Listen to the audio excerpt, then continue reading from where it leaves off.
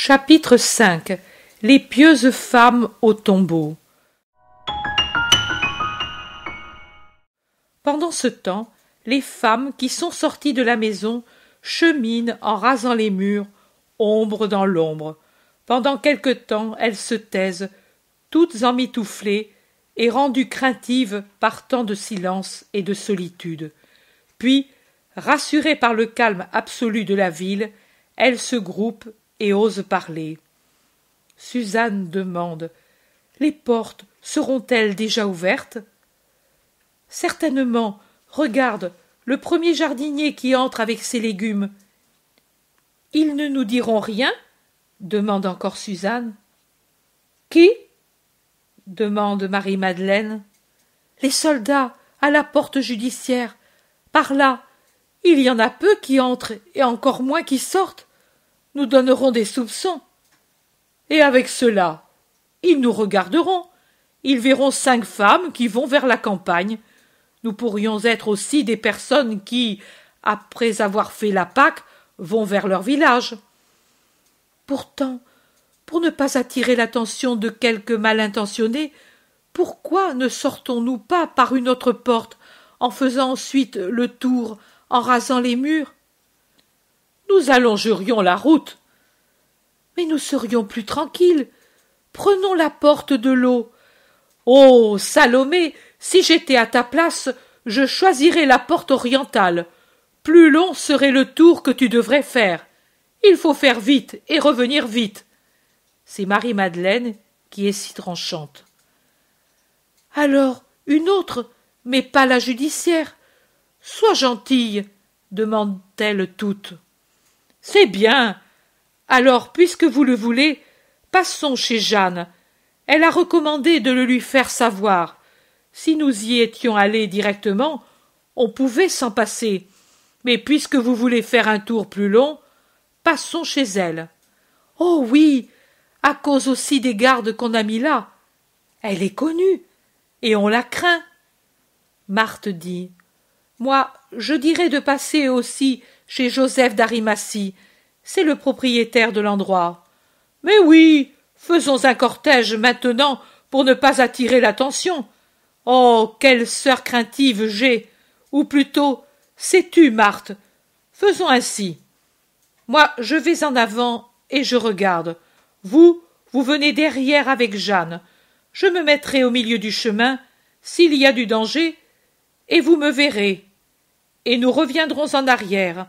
Mais je vous assure que les gardes, devant ceux-ci, j'y ai pensé. Et elle montre une bourse pleine de pièces de monnaie. Nous laisserons tout faire. Nous le dirons aussi à Jeanne, tu as raison. Alors, laissez-moi aller. Tu vas seule, Marie? Je viens avec toi, dit Marthe, qui craint pour sa sœur. Non, tu vas avec Marie d'Alphée chez Jeanne. Salomé et Suzanne t'attendront près de la porte, à l'extérieur des murs, et puis vous viendrez par la route principale toutes ensemble. Adieu. Et Marie-Madeleine coupe tout autre commentaire possible en s'en allant rapidement avec son sac de baume et son argent dans son sein. Elle vole tant sa marche est rapide sur le chemin qui devient plus gai avec le premier rose de l'aurore. Elle franchit la porte judiciaire pour aller plus vite, et personne ne l'arrête. Les autres la regardent aller, puis tournent le dos à la bifurcation des routes où elles étaient, et en prennent une autre, étroite et sombre, qui s'ouvre ensuite à proximité du Sixte, sur une route plus large et dégagée, où il y a de belles maisons. Elles se séparent encore. Salomé et Suzanne continuent leur chemin, pendant que Marthe et Marie d'Alphée frappent à la porte ferrée et se montrent à l'ouverture que le portier entr'ouvre. Elles entrent et vont trouver Jeanne qui, déjà levée et entièrement vêtue de violet très foncé, qui la rend encore plus pâle, manipule aussi des huiles avec sa nourrice et une servante. « Vous êtes venus, Dieu vous en récompense. Mais si vous n'étiez pas venus, j'y serais allée de moi-même, pour trouver du réconfort, car beaucoup de choses sont restées troublées depuis ce jour redoutable.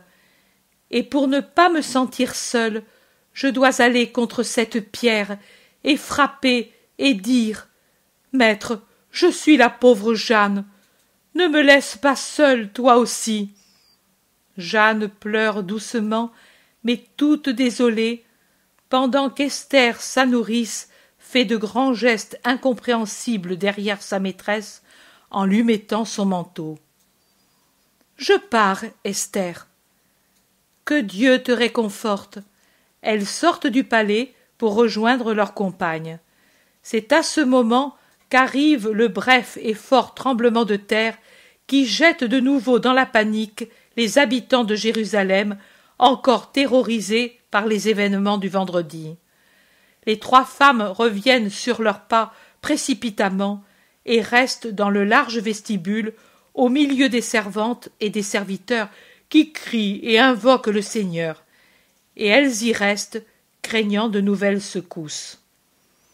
Marie-Madeleine, de son côté, est exactement à la limite de la ruelle qui conduit au jardin de Joseph d'Arimathie, quand la surprend le grondement puissant et pourtant harmonieux de ce signe céleste, alors que, dans la lumière à peine rosée de l'aurore qui s'avance dans le ciel, ou encore à l'Occident résiste une étoile tenace et qui rend blond l'air jusqu'au vert clair, s'allume une grande lumière qui descend comme si c'était un globe incandescent, splendide, qui coupe en zigzag l'air tranquille. Marie-Madeleine en est presque effleurée et renversée sur le sol. Elle se penche un moment en murmurant « Mon Seigneur !» et puis se redresse comme une tige après le passage du vent et court encore plus rapidement vers le jardin. Elle y entre rapidement, comme un oiseau poursuivi et qui cherche son nid du côté du tombeau taillé dans le roc. Mais bien qu'elle aille vite, elle ne peut être là quand le céleste météore fait l'office de levier et de flamme sur le seau de chaux, mis pour renforcer la lourde pierre, ni quand, avec le fracas final, la porte de pierre tombe en donnant une secousse qui s'unit à celle du tremblement de terre qui, s'il est bref, est d'une violence telle qu'il terrasse les gardes comme s'ils étaient morts. Marie, en arrivant, voit ces inutiles geôliers du triomphateur jetés sur le sol comme une gerbe d'épis fauchés. Marie-Madeleine ne rapproche pas le tremblement de terre de la résurrection, mais voyant ce spectacle, elle croit que c'est le châtiment de Dieu sur les profanateurs du tombeau de Jésus, et elle tombe à genoux en disant « Hélas, ils l'ont enlevé !» Elle est vraiment désolée, et elle pleure comme une fillette venue, sûre de trouver son père qu'elle cherche, et qui trouve au contraire la demeure vide. Puis elle se lève et s'en va en courant trouver Pierre et Jean. Et comme elle ne pense qu'à prévenir les 2, elle ne pense plus à aller à la rencontre de ses compagnes, à s'arrêter sur le chemin, mais, rapide comme une gazelle, elle repasse par le chemin déjà fait, franchit la porte judiciaire et vole sur les routes qui sont un peu animées, s'abat contre le portail de la maison hospitalière et là-bas, et la secoue furieusement. La maîtresse lui ouvre. « Où sont Jean et Pierre ?» demande Marie-Madeleine haletante. « Là !» Et la femme lui indique le cénacle. Marie-Madeleine entre, et dès qu'elle est à l'intérieur, devant les 2 étonnés, elle dit à voix basse, par pitié pour la mère, et plus angoissée que si elle avait crié, « Ils ont enlevé le Seigneur du tombeau. Qui sait où ils l'ont mis ?» Et pour la première fois, elle titube et vacille, et pour ne pas tomber, elle se raccroche où elle peut. « Mais comment ? Que dis-tu » demandent les 2. Et elle, haletante, « Je suis allée en avant pour acheter les gardes, afin qu'ils nous laissent faire. Eux sont là comme morts. Le tombeau est ouvert, la pierre par terre. Qui a pu faire cela? Oh, venez, courons. Pierre et Jean partent tout de suite. Marie les suit pendant quelques pas, puis elle revient en arrière. Elle saisit la maîtresse de la maison, la secoue avec violence dans son prévoyant amour et lui souffle au visage. « Garde-toi bien de faire passer quelqu'un chez elle. » Et elle montre la porte de la pièce de Marie. « Rappelle-toi que c'est moi la maîtresse. Obéis et tais-toi. » Puis elle la laisse épouvantée et elle rejoint les apôtres qui, à grands pas, vont vers le tombeau. Suzanne et Salomé, pendant ce temps, après avoir quitté leurs compagnes et rejoint les murs, sont surprises par le tremblement de terre. Effrayées, elles se réfugient sous un arbre et restent là, combattues entre le désir violent d'aller vers le tombeau et celui de courir chez Jeanne. Mais l'amour triomphe de la peur et elles vont vers le tombeau. Elles entrent encore effrayées dans le jardin et voient les gardes évanouis. Elles voient une grande lumière qui sort du tombeau ouvert. Cela augmente leur effroi et finit de le rendre complet quand, se tenant par la main pour s'encourager mutuellement, elles se présentent sur le seuil et voient, dans l'obscurité de la chambre sépulcrale, une créature lumineuse et très belle qui sourit doucement et les salue de la place où elle est, appuyée à droite de la pierre de l'onction, dont la grisaille disparaît devant une si incandescente splendeur. Elle tombe à genoux, étourdie de stupeur. Mais l'ange leur parle doucement. « N'ayez pas peur de moi, je suis l'ange de la divine douleur. Je suis venu pour me réjouir de la fin de celle-ci. Il n'est plus de douleur du Christ, d'humiliation pour lui dans la mort. Jésus de Nazareth, le crucifié que vous cherchez, est ressuscité. Il n'est plus ici. Il est vide l'endroit où vous l'avez déposé. Réjouissez-vous avec moi. Allez, dites à Pierre et aux disciples qu'il est ressuscité et qu'il vous précède en Galilée. Vous le verrez encore là, pour peu de temps, selon ce qu'il a dit. » Les femmes tombent le visage contre terre, et quand elles le lèvent, elles s'enfuient comme si elles étaient poursuivies par un châtiment.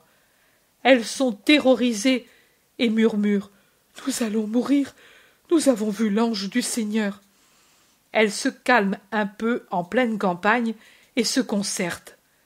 Que faire si elles disent ce qu'elles ont vu? On ne les croira pas. Si elles disent aussi de venir de là, elles peuvent être accusées par les Juifs d'avoir tué les gardes. Non, elles ne peuvent rien dire, ni aux amis, ni aux ennemis. Craintives, rendues muettes, elles reviennent par un autre chemin à la maison. Elles entrent et se réfugient dans le cénacle. Elles ne demandent même pas à voir Marie. Et là, elles pensent que ce qu'elles ont vu est une tromperie du démon. Humbles comme elles le sont, elles jugent qu'il n'est pas possible qu'il leur ait été accordé de voir le messager de Dieu. C'est Satan qui a voulu les effrayer pour les éloigner de là. Elles pleurent et prient comme des fillettes effrayées par un cauchemar. Le troisième groupe, celui de Jeanne, Marie d'Alphée et Marthe, vu qu'il n'arrive rien de nouveau, se décide à aller là où certainement leurs compagnes les attendent.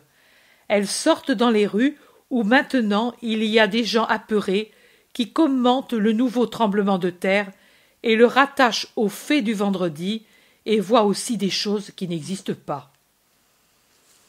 Marie d'Alphée dit « Il vaut mieux qu'ils soient tous effrayés. Peut-être les gardiens le seront aussi et ne feront pas d'objection. » Et elles s'en vont rapidement vers les murs. Mais pendant qu'elles y vont, Pierre et Jean, suivis de Marie-Madeleine, sont déjà arrivés au jardin. Jean, plus rapide, arrive le premier au tombeau. Les gardes n'y sont plus, et l'ange n'y est plus. Jean s'agenouille, craintif et affligé, sur le seuil ouvert, pour vénérer et recueillir quelque indice des choses qu'il voit. Mais il voit seulement, entassés par terre, les linges mis par-dessus le linceul. Il n'y est vraiment pas, Simon. Marie a bien vu. Viens, entre, regarde. Pierre, tout essoufflé par la grande course qu'il a faite, entre dans le tombeau. Il avait dit en route: « Je ne vais pas oser m'approcher de cet endroit. » Mais maintenant, il ne pense qu'à découvrir où peut être le maître, et il l'appelle aussi comme s'il pouvait être caché dans quelque coin obscur. L'obscurité, à cette heure matinale, est encore forte dans le tombeau, auquel ne donne de la lumière que la petite ouverture de la porte sur laquelle font de l'ombre Jean et Marie-Madeleine. Et Pierre a du mal à voir, et doit s'aider de ses mains pour se rendre compte. Il touche, en tremblant, la table de l'onction, et il voit qu'elle est vide. Il n'y est pas, Jean, il n'y est pas. Oh, viens toi aussi. J'ai tant pleuré que je n'y vois presque pas avec ce peu de lumière. Jean se relève et entre, et pendant qu'il le fait, Pierre découvre le suaire placé dans un coin, bien plié, avec à l'intérieur le linceul soigneusement roulé. Ils l'ont vraiment enlevé, les gardes. Ce n'était pas pour nous, mais pour faire cela. Et nous l'avons laissé faire, en nous éloignant. Nous l'avons permis. Oh, où l'auront-ils mis? Pierre, Pierre, maintenant, c'est vraiment fini. Les deux disciples sortent anéantis. Allons, femme, tu le diras à la mère. Marie-Madeleine dit: Moi, je ne m'éloigne pas. Je reste ici. Quelqu'un viendra. Oh, moi, je ne viens pas. Ici, il y a encore quelque chose de lui. Elle avait raison, la mère. Respirer l'air où il a été, c'est l'unique soulagement qui nous reste. Pierre dit: L'unique soulagement. Maintenant, tu vois, toi aussi, que c'était une folie d'espérer. Marie ne répond même pas. Elle s'affaisse sur le sol, justement près de la porte, et elle pleure pendant que les autres s'en vont lentement. Puis, elle lève la tête et regarde à l'intérieur, et, à travers ses larmes, elle voit deux anges assis à la tête et aux pieds de la pierre de l'onction. Elle est si abrutie, la pauvre Marie, dans sa plus ardente bataille entre l'espérance qui meurt et la foi qui ne veut pas mourir, qu'elle les regarde hébétée sans même s'en étonner. Elle n'a plus que des larmes, la courageuse qui a résisté à tout en héroïne. « Pourquoi pleures-tu, femme ?»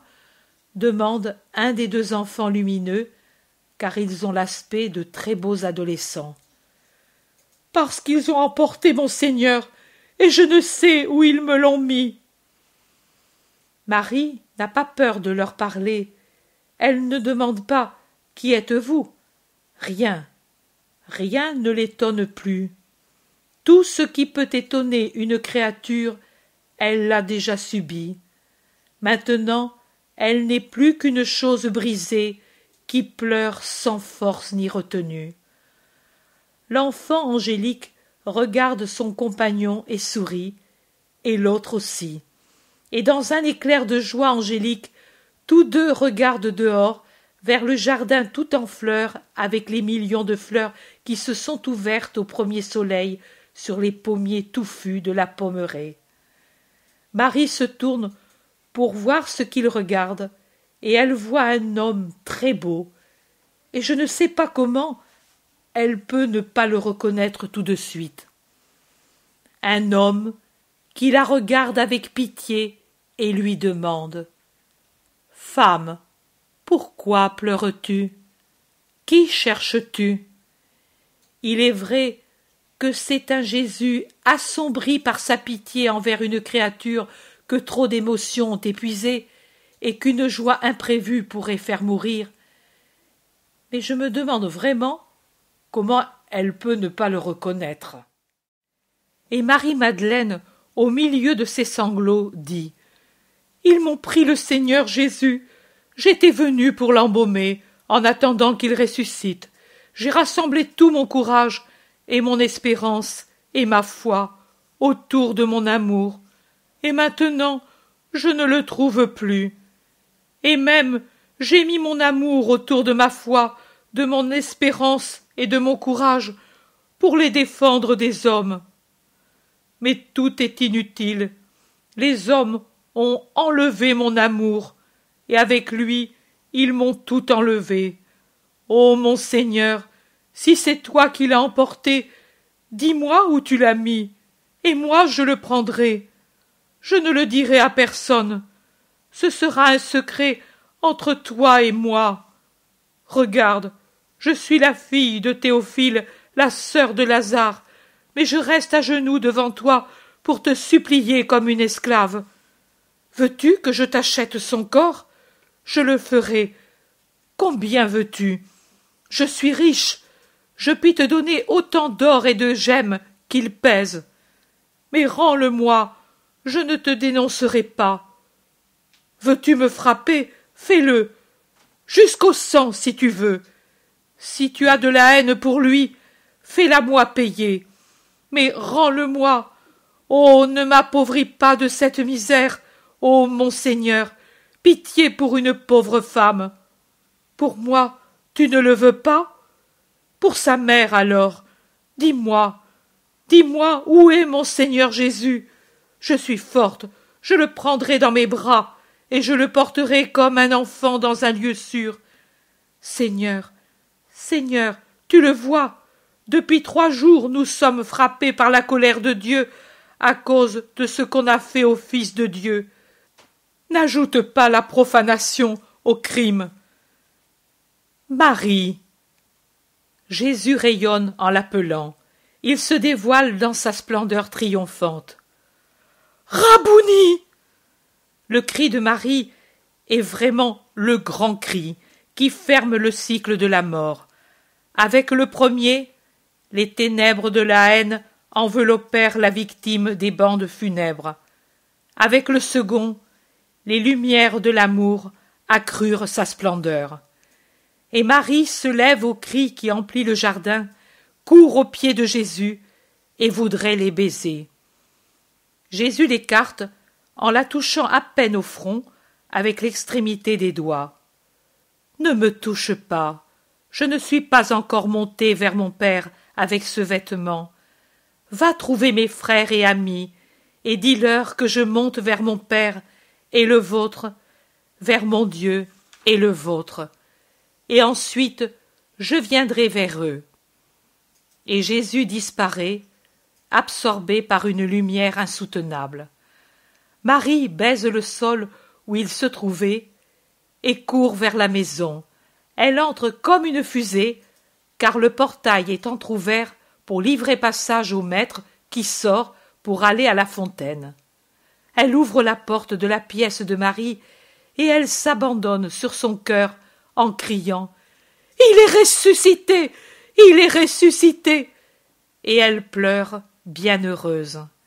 Et pendant qu'accourent Pierre et Jean, et que du cénacle s'avancent Salomé et Suzanne apeurées, et qu'elles écoutent son récit, voilà qu'entre aussi par la rue Marie d'Alphée avec Marthe et Jeanne, qui, toutes essoufflées, disent que elles y sont allées, elles aussi, et qu'elles ont vu 2 anges qui se disaient le gardien de l'homme-dieu et l'ange de sa douleur, et qu'ils ont donné l'ordre de dire aux disciples qu'il était ressuscité. Et comme Pierre secoue la tête, elles insistent en disant « Oui, ils ont dit « Pourquoi cherchez-vous le vivant parmi les morts? Il n'est pas ici. Il est ressuscité comme il le disait quand il était encore en Galilée. Ne vous le rappelez-vous pas? Il disait « Le Fils de l'homme doit être livré aux mains des pécheurs et être crucifié, mais le 3e jour il ressuscitera. Pierre secoue la tête en disant « Trop de choses ces jours-ci, vous en êtes resté troublé. » Marie-Madeleine relève la tête du sein de Marie, et elle dit « Je l'ai vu, je lui ai parlé, il m'a dit qu'il monte vers le Père et qu'il vient ensuite. Comme il était beau !» Et elle pleure comme elle n'a jamais pleuré, maintenant qu'elle n'a plus à se torturer elle-même pour s'opposer au doute qui surgit de tous côtés. Mais Pierre et Jean aussi restent très hésitants. Ils se regardent, mais leurs yeux se disent « Imagination de femme ».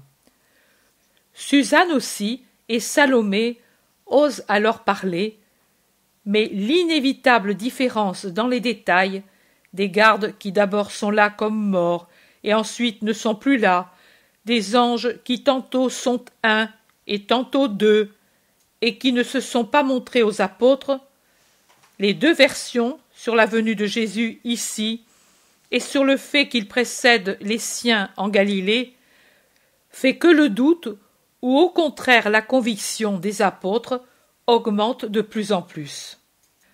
Marie, la mère bienheureuse, se tait en soutenant Marie-Madeleine.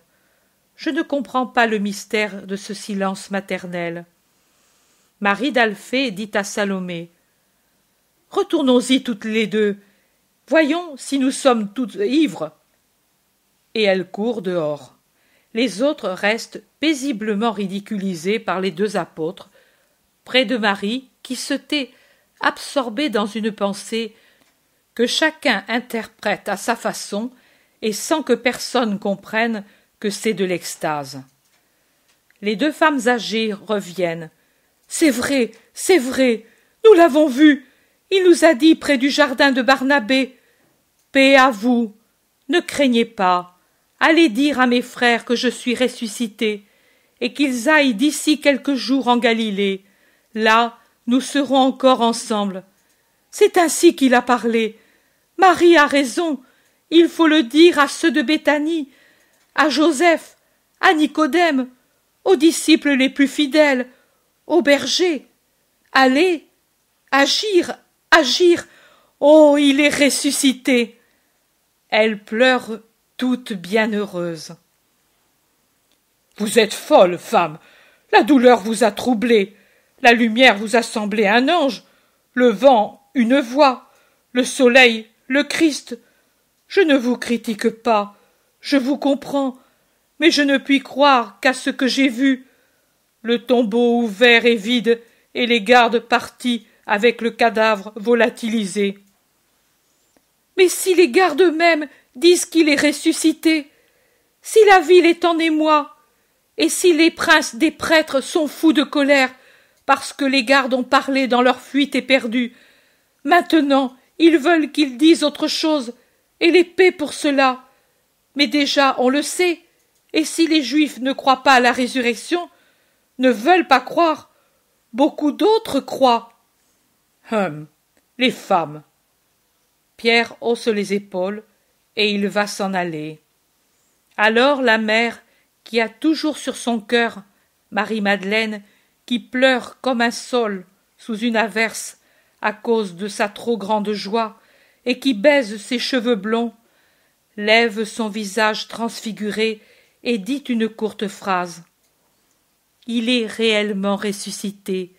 Je l'ai eu dans mes bras, et j'ai baisé ses plaies. » Et puis elle se penche sur les cheveux de la passionnée, et elle dit « Oui, la joie est encore plus forte que la douleur, mais ce n'est qu'un grain de sable de ce que sera ton océan de joie éternelle. Heureuse es-tu d'avoir par-dessus la raison fait parler ton esprit. » Pierre n'ose plus nier, et, avec un de ces passages du Pierre d'autrefois qui maintenant revient à fleurer, dit et crie comme si c'était des autres et non pas de lui que dépendait le retard. « Mais alors, s'il en est ainsi, il faut le faire savoir aux autres, à ceux qui sont dispersés dans les campagnes. Cherchez, agir. Allons, remuez-vous, s'il devait vraiment venir. Qu'il nous trouve au moins. Et il ne s'aperçoit pas qu'il reconnaît encore qu'il ne croit pas aveuglément à sa résurrection.